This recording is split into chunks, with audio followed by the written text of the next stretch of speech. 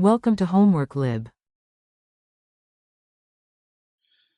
In order to attack this problem, we have cosine squared of t, 32 cosine squared of t, is equal to 20 cotangent of t times sine of t. So if you look on that right side, actually cotangent is equal to cosine over sine. So if we just rewrite some of those pieces like 20 and then that sine, these two signs actually cancel each other out. And at this point, what I would do is subtract over.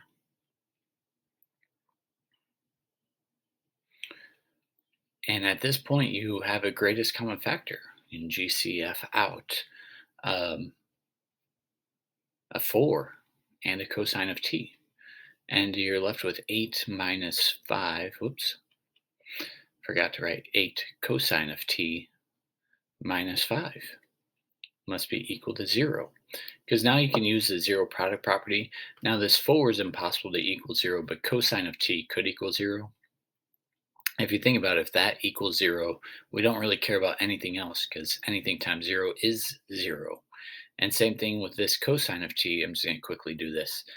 If that equals 5/8, because that 5/8 times 8 is 5, minus 5 is 0, and anything times 0 is 0.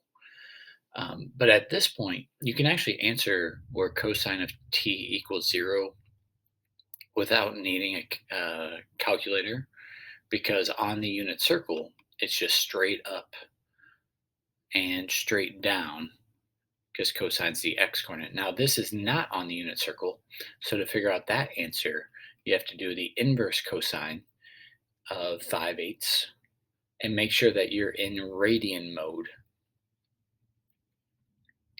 So if you're using a calculator, well, you need to have a calculator. I'm switching over to radian mode, and I'm hitting second cosine 5/8, and you get one answer to be 0.90 because it says to 2 decimals. But the issue with that answer is that's only one answer over here in quadrant 1, where cosine is positive. So 0.90. But that could also happen over here in quadrant 4, where what you have to do is 2 pi minus that answer. So if I do 2 pi minus answer, I get an answer of 5.39. So this is how I would write my 4 answers. But I'm not ignorant to the fact that you might have a teacher want you to rewrite pi over 2 to be 1.57. And same thing with 3 pi over 2, 4.71.